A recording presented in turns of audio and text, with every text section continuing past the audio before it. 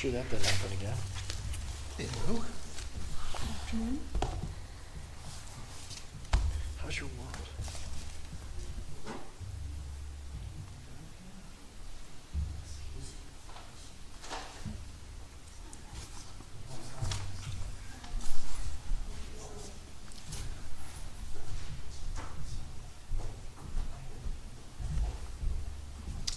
Hey, how are you, Ethan? Good, how are you? Good. Like cutting it as close to 3 as possible.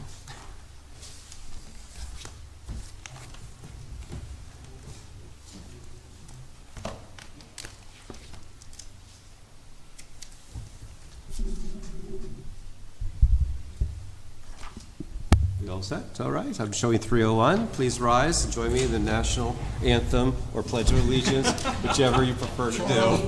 Charles will be singing. Oops.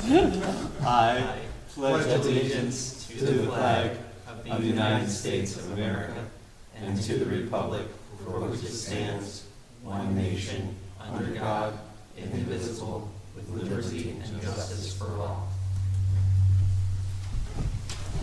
We have the ceremonial throwing out of the first amendment. Why not? I mean, we show that 100% of the board is here. Good afternoon, ladies and gentlemen. We have the consent agenda presented. Is there a motion to accept the consent agenda as presented? So moved. Is there a second? Thank you. All those in favor? Aye. Number 2 on item B of our agenda is the citizens' comments. Any citizens to be heard today?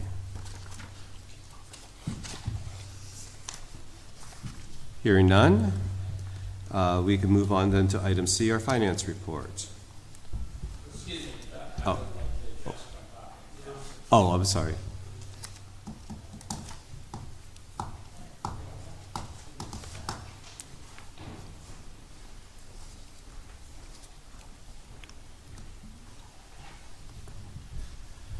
I thank you for your time. My name is Donald Crenshaw. I've just talked to council, which has shed some light that he'll be communicating with me, and I appreciate that very much so.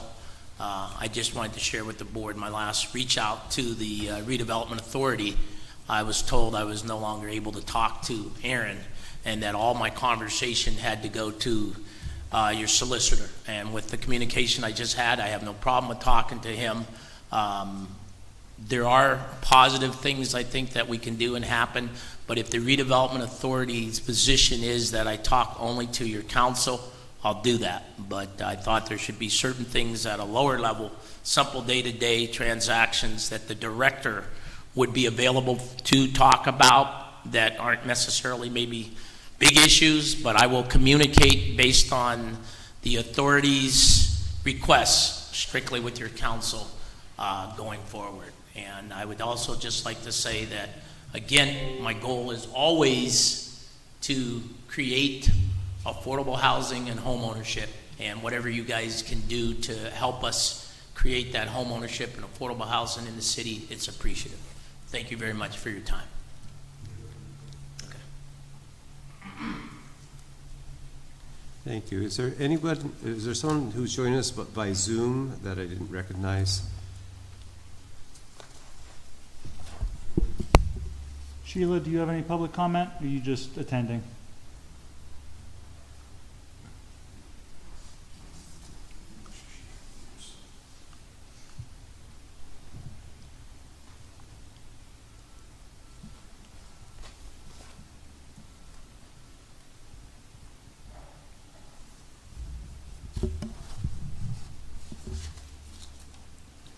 No, she must. I think you unmuted her, and she muted herself right back.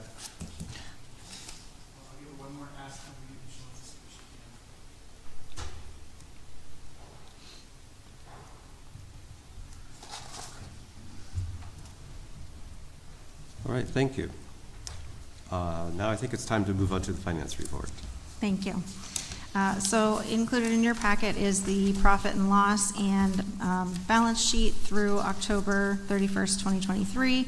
I had also included the check detail, which lists the checks that were dispersed for the month of October, and it looks like the amounts were cut off on that, so we will update and resend that to you. And then in addition, Tracy and I have been working with the new financial software Blackbaud on implementation and completing an extensive spreadsheet to move the accounts and balances over to that new software. And we've been in ongoing software trainings, and as of right now, we're still on track for the January 1st implementation date. Secondly, this Friday, November 15th, we have a meeting scheduled with Baker Tilly to discuss our needs and develop a contract, and we are hoping to use them to assist with implementation of Blackbaud and have them available to review our current processes and assist with a compliance review and other financial matters as needed. Okay, thank you. In review of the financials, I'm hoping that as we implement into the Blackbaud software, we can find a way to gather some of, the various buckets. I mean, we have kind of an administrative bucket, and then we have program buckets. Yes. And it seems like our current financial statements tend to be, a little bit of this, a little bit of that, so it's hard to, understand the various product, the three or four product lines that we have. Right. So. No, it's, even just the little bit that we've been doing so far, everything is set up into projects and groups and funding and grants and things like that. It's really very nice how it's separated out, and then you can configure your reports based on which grants you want to include in that. Okay, great. Yeah, I figured going forward things would be better. I did have a question on page 2 of 5, and we're showing a business expense of $157,000. Do you have an idea what that detail might be? The profit and loss, or the? This is on the statement of activity. Okay. Page 2 of 5. Yes. Account number 6110. I'm showing it to be $157,132. It's a nice hotel. Huh. Close, but not quite the amount of the Key Bank loan. Yeah, so if you can look into that, that Sure. just kind of stood out to me. I don't expect you to, there's a lot of accounts here and you can't know everything, but that, as I was reviewing this afternoon, it stuck out to me. Yes, definitely. Okay.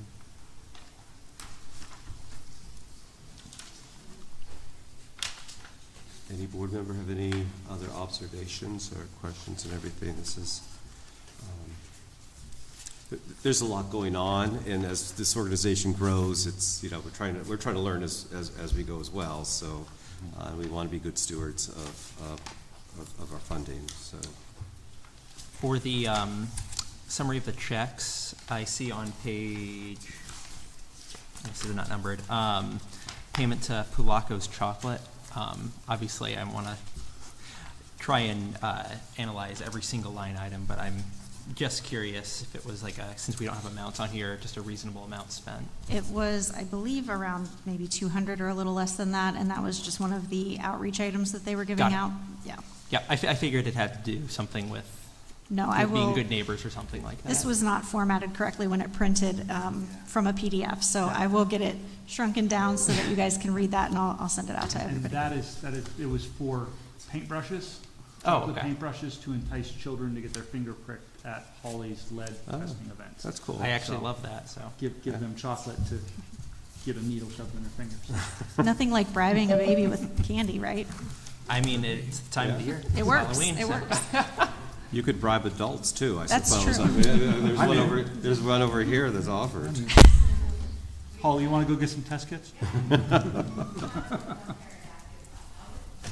Whose idea was that? That was fantastic idea.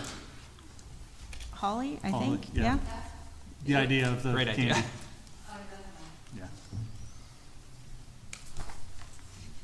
All right, any other comments or questions on the financials? Is there a motion to accept the financials with the exception of the check register as presented? So moved. Is there a second? Second? All those in favor? Aye. Thank you. Executive Director's Report, Mr. Snippert. All right, so let's see, where do we start? So in your packet, you have the housing rehabilitation report. So the programs are moving forward. Some numbers have been updated there. The one thing to note under the county rehabilitation, we signed 2 contracts with the county planning, fiscal year 21 and 22 in McCain Township for their CDBG funding totaling $168,115. That'll allow for another 6 to 7 properties in McCain Township for rehabilitation. So as in the past, as these CDBG funds come available and they allocate them to rehab, we enter into contracts with the county to facilitate that. So whole home repair program, met with the county, working through processing applications there, just, discussed with them kind of our concerns and hurdles we have to go through right now as far as the structure of the current program and what kind of issues that's causing us. But we're working through that. We're going to process applications and try to move the project as best we can. Was there any relief? I know that the county had set up some pretty stringent requirements. So wondering if there's any relaxation of some of those to allow the funds to be more readily available? No, there hasn't been yet. We're hoping to gather a little bit more data, some responses to some applications that we've sent out, hopefully touch base with them here in about 6 weeks, probably more likely after the first of the year, identify what the actual need we have and push for and opening it up to the tier 2 municipalities so that we can get a further reach. We certainly know from experience that not necessarily an individual only needs exterior improvements, they need whole home repair, and given that the limitations of the county's program, we kind of need to marry these individuals with whole home and Act 137 to facilitate that complete whole home repair program. So it may be good that we can, so the Erie City Redevelopment Authority is handling which communities, and the Erie County Redevelopment Authority also handles a different group of communities, is that right? So the Corey Redevelopment Authority Corey, currently is administering the whole home repair program only in the council district that encompasses the Corey Elgin area. Okay. Whatever council seat that is, we kind of just utilize that council seat area, Waterford up to Greenfield, basically over to Corey.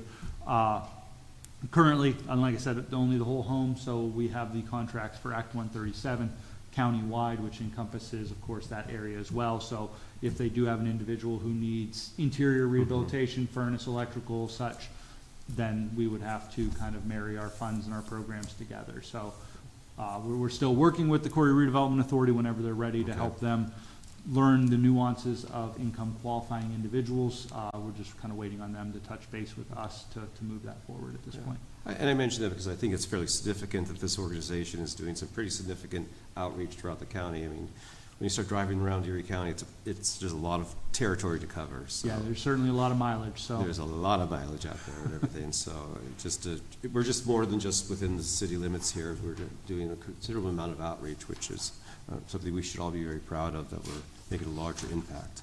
yeah, absolutely. So that's it for the rehab report.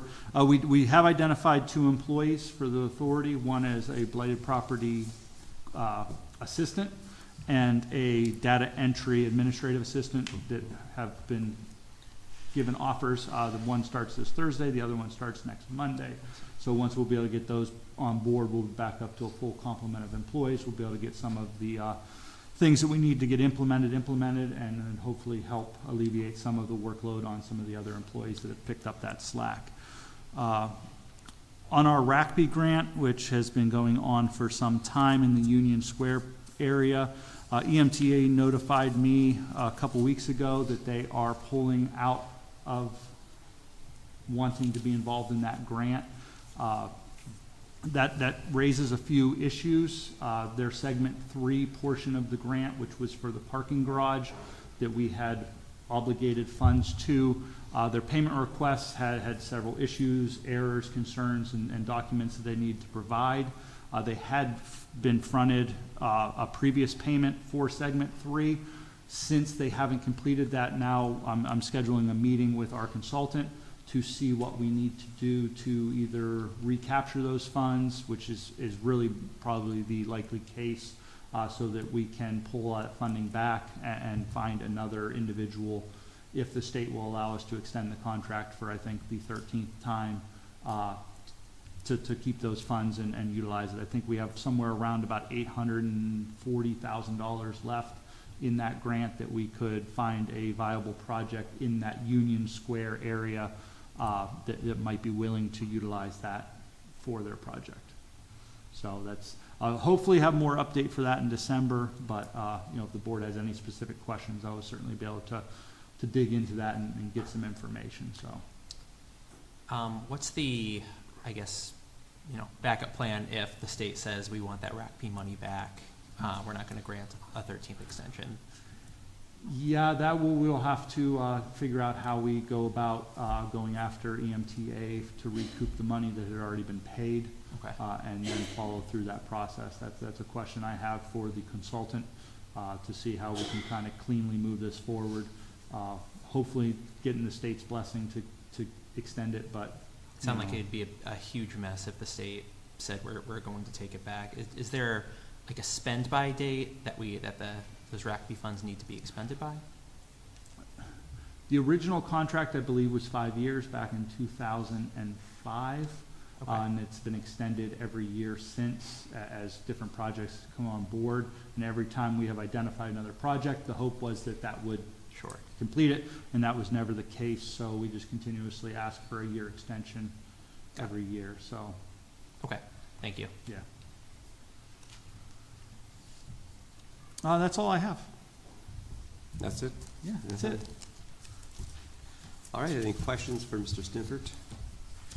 Okay, hearing none, we can move on to our solicitor's report. Good afternoon, Board. Good afternoon. It's nice to be here. Four-page report. We've got a lot going on, making a lot of progress. Wanted to just highlight a number of items. We've had any number of hearings in front of the judge. We've had ongoing discussions with the judge as far as procedures and protocols as well. So there is an ongoing discussion, level of communication throughout the process to make sure that everybody's comfortable with where we're going and how we're going to get there.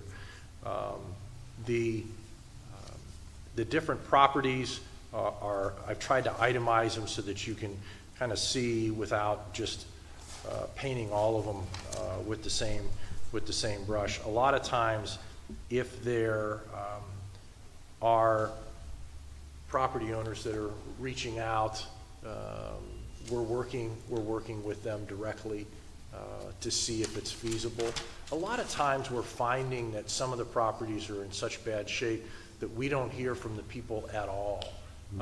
So what we're doing and the procedure that have followed and are continuing to follow is to make sure that those property owners have 2, sometimes 3 separate opportunities to be heard and to address any questions or concerns. The court has been very appreciative of that.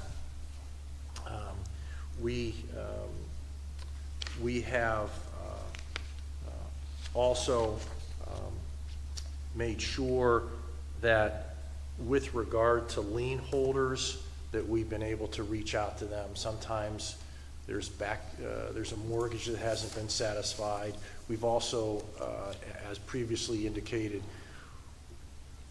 we've focused our order to be more definitive and directive so that we can in turn use that order to communicate with Tax Claim Bureau, the Treasurer's Office, and also the county to make sure that liens are removed so that in turn the properties can be sold to a third party, without any concerns that there's going to be title issues out there. So we've been working very hard with Aaron and his staff.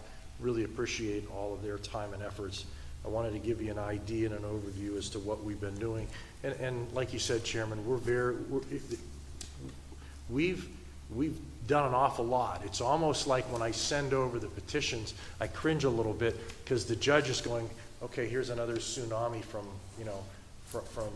Sunberg, but we're making sure that we're approaching the right properties, that we're addressing them in an appropriate fashion to protect the property owners and to make sure that we're crossing T's and dotting our I's. So hopefully this 4-page report reflects that. and I thank you for the opportunity. No, I really appreciate it. I mean, every day that we can move a property ahead is a better chance that the property can be restored. And, of course, it shows respect to the neighborhood that, you know, the Lincoln property is being attended to and not, you know, because it must be very frustrating to live in a neighborhood that has properties in such disrepair. So, appreciate that. Any questions for our solicitor, Mr. Sundberg? Thank you. Thank you. All right, we have some unfinished business. We have a meeting schedule. Looks like we'll maintain our second Monday of the month at 3 o'clock. Is that still Yes. good for everyone? All right.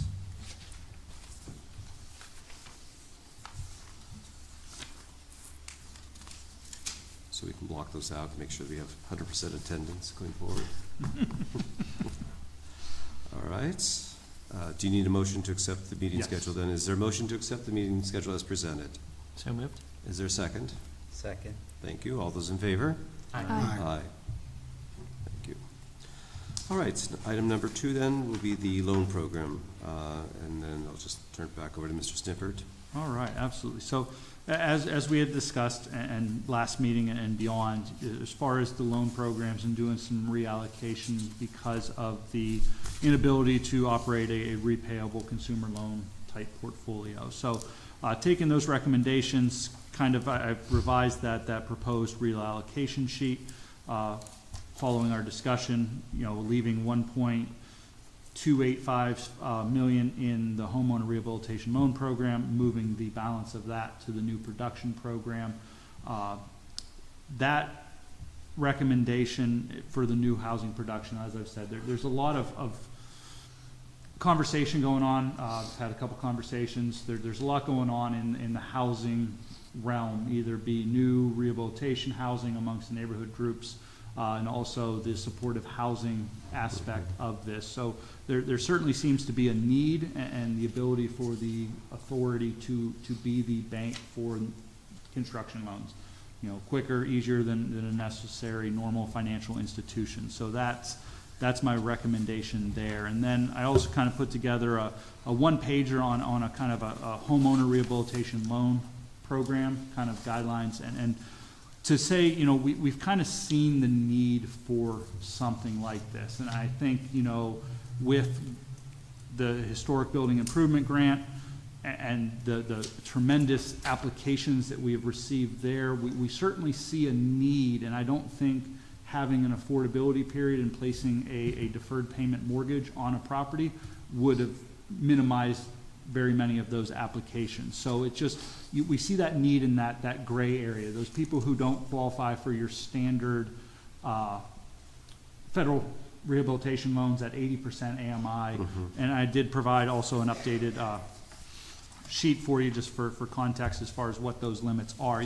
Family of 4, 63.5. There's a two-parent household working a full-time job necessarily, most cases makes over that. And then, you go up to 300 FPG, which is what our Healthy Homes program is, $90,000. So, we kind of got a little bit of individuals into that program with the Healthy Homes program, but there's still areas of people. So on the sheet I provided, I listed 150 AMI as the cap for, that potential homeowner rehabilitation forgivable loan program. So that would be a family of 4 making $142,875, which, does seem a bit excessive and certainly, open to discussion with the board, given that 120 AMI is $92,250. But, the one thing with the historic building improvement grant, we didn't income qualify them. So we don't really know what the income levels of those type individuals we were getting that we're happy to get that funding because they didn't qualify. So just kind of basing it off of potential there. So I know that one pager doesn't really encompass a whole program, and there's certainly a lot more to it that I can build, but I wanted to start very high level and let the board discuss, thoughts and concerns as far as that goes. I had a quick question on the loan limits. Is there going to be like a combined loan to value percentage, like not to exceed like 105% total loan to value between the mortgage, the rehabilitation loan, et cetera, of like the total value of all principal on the project? Yeah, we could, right? Yeah, Okay. yeah, we certainly could.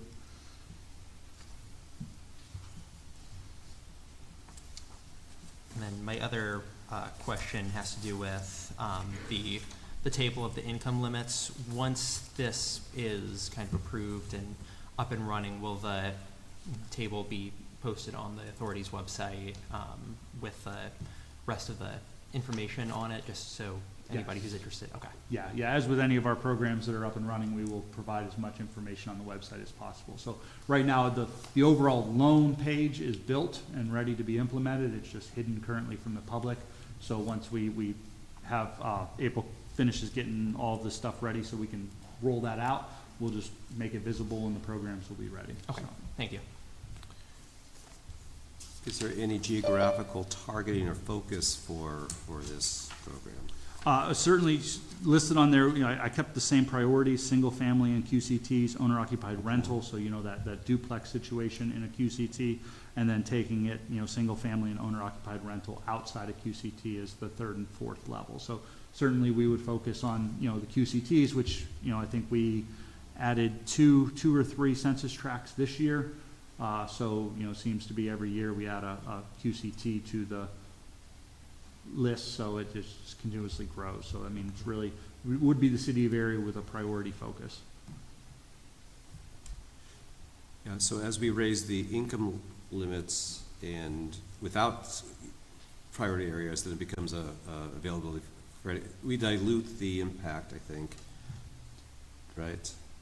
So, but having the priority in a QCT first, and how will we determine, so will we take a bunch of applications and then rate and rank them at what point? So the applications window will open, it will close.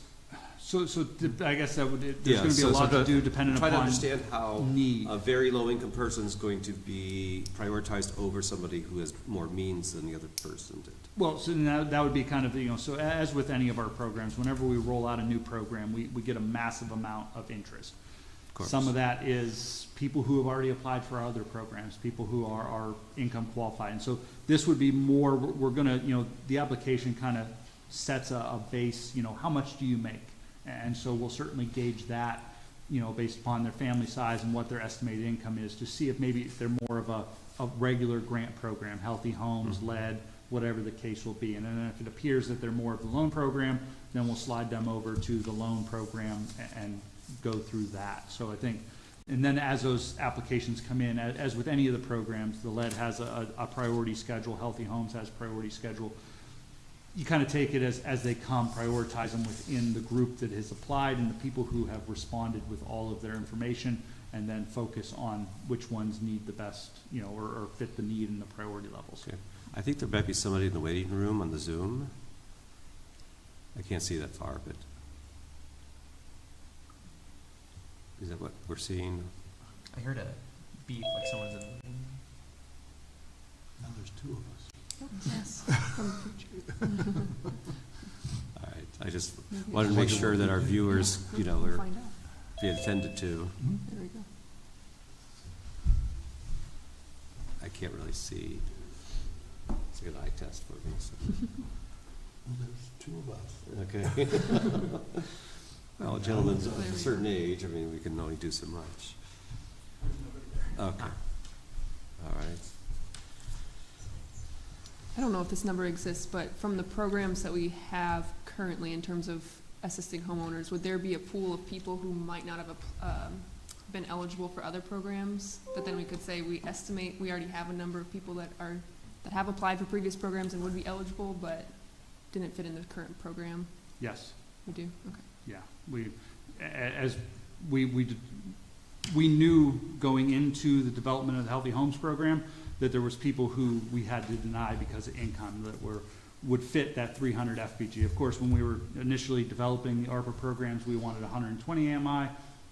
it was FPG, so we went through, it's 300 FPG. So we knew there was that need there, and we certainly still know that there's some need for that over 300 FPG. There's been denials because of over income still under the Healthy Homes program. So there's a need. What it is, you know, it's a matter of finding and identifying and letting those people know that a program exists that would help them.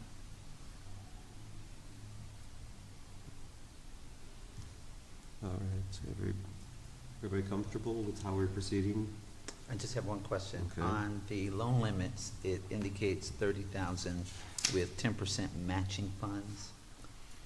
The matching funds, can we explain that? That if they were rehabilitating their property and you know, $30,000 they had a $33,000 project, they get a $30,000 loan. If they had a project or if they had Did- funds? That they would have to bring 10% of their project cost to the project, that we would give Okay. 90% of the project cost. Okay, all right, that makes more sense. Thank you. And like I identified below, any of the closing costs associated with filing the mortgage would count toward their 10% match. Any of the funds that they would provide us would be part of that 10% match. Okay, thank you.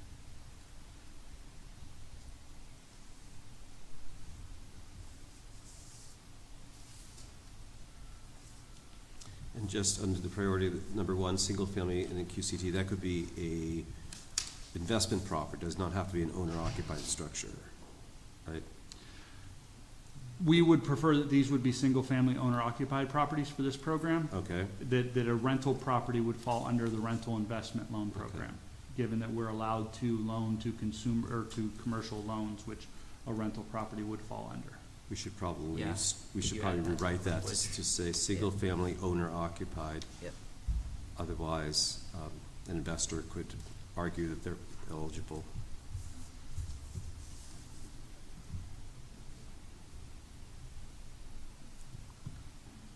And the same thing with number three, single family Yeah. owner occupied outside CTs?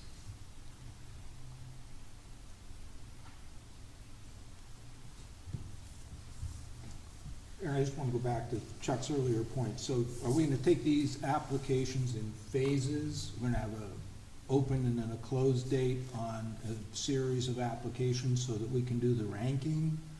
Or are we just going to take them as they come and put the non-QCT ones over on the side and wait and see what else comes in the meantime? I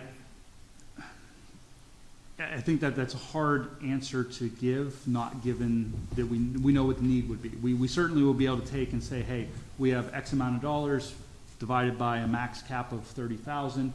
If we get 30 applications, we'll close it down and we'll evaluate those and try to filter through those. We certainly don't want to give hope if the money runs out, but you know, it might trickle in at 2 or 3 a month, and you know, until the word of mouth spreads on the program.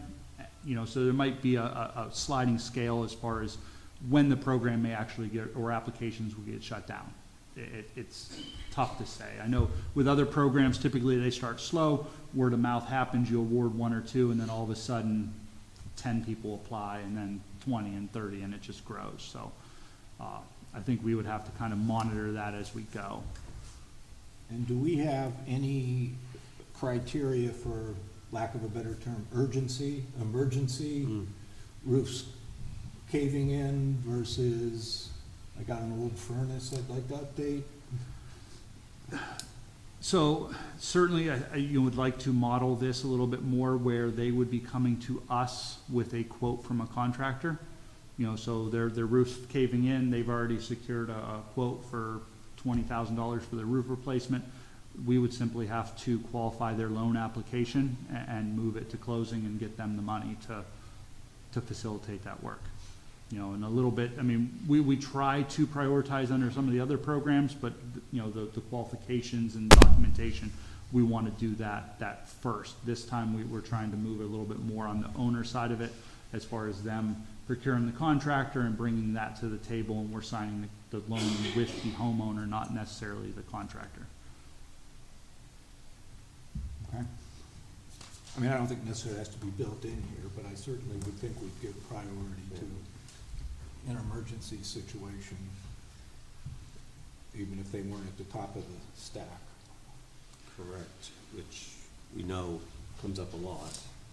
Having been in business, you know, it's a, do you have any money for, I need a furnace? Right, and we would try, I think the difference with this program is certainly I don't want to make it staff-heavy administratively, you know, so it would be vetting those people, because we do have cases where an individual calls and says, my roof's caving in, and the inspectors go out there and they've got a tiny leak around their chimney, you know, so there's a different idea of what an emergency is for some people as opposed to others. So we certainly don't want somebody who's, you know, they realize that if they say it's an emergency, they're going to get moved to the front of the line. So we'd have to kind of work through a mechanism to make sure that we vet those out, you know, and people aren't figuring out how to jump ahead, so.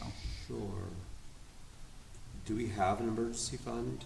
I mean, is there such a mechanism, like if, you know, I wake up tomorrow, my bathtub is in my living room? So currently how we, I mean, not by design. right. So back in the day, we did operate an emergency fund with CDBG funds. Okay. That causes a lot of issues because of the federal regulations around CDBG. With the Healthy Homes program, if an individual calls and says, hey, my furnace is not working, especially this time of year, we need to get your application in. Staff will qualify the application as quickly as we can income-wise, but we also ask them at that point, we need you to contact an HVAC company. We need you to get somebody out there to evaluate that the furnace is non-repairable and provide us with that information. And then we try to fast-track them through the Healthy Homes application as quickly as we can and sign a contract between the homeowner and that HVAC contractor to get that furnace replaced. It's not necessarily we're going to be out there tomorrow, but we can hopefully be out there and have a furnace in a week or maybe two if they're on top of getting all their information in. It's very hard to operate a program where you're out there the next day, especially when there's the limitations of qualifying an applicant income-wise, taxes, water, sewer, garbage, all of that adds some administrative time frame to that. And it's reimbursable. It's a reimbursable basis, right? So if, you know, it's a minus 10-degree day and something like that, and a contractor can get out the next day and replace their furnace, it's already been determined and documented that it can't be repaired. Can they go ahead and sign a contract with the contractor, buy the new furnace while their application is still working its way through? Under the Healthy Homes? Yes. No. Okay. No. Thank you. How about under this new homeowner rehab program? We would prefer that they have the agreement in place first before Okay. they would What contract? enter into any contracts. Got it. Okay. We're gonna put that in writing. Yeah. Yeah, Yeah. I would say we need to.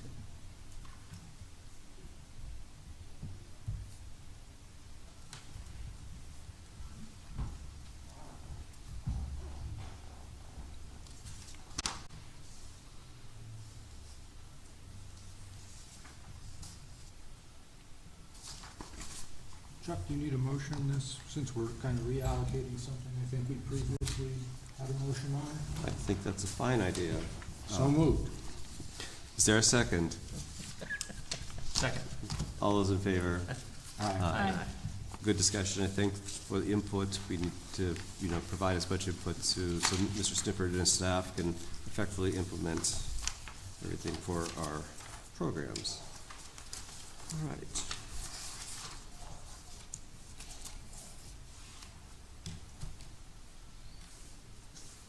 So that puts us up to item C. Yeah, so at the study session when we discussed that, April had brought forward some rate adjustments for the loan programs since there has been some change in really the financial structures in the United States currently with the feds. I had hoped to have some documentation for you, and I will honestly admit that I completely forgot to include that and provide that to the board. So I don't have that right now. I don't know if April remembers what those interest rate changes were based upon our notes, but I don't currently have that. So if we could table that for the December meeting, I would appreciate it. All right. I'm grateful. It wasn't on fire, if I remember correctly, then. It's just something to be attended to. So, Mhm. okay. We'll move that to our December meeting. Item number 3, Executive Director Contract. All right, so I had been working on, of course, the executive director contract. My contract expires the end of this month. However, I don't have a revision for you, and I would like to discuss that with the board and get some recommendations moving forward. I have reached out to a few individuals to review that, so I would request that the board table that at this time. So, absolutely. Is there any other business? Any other business? Is there a motion for adjournment? So moved. And we will go into executive session for our personnel matter that we just discussed. All right, thank you, everyone.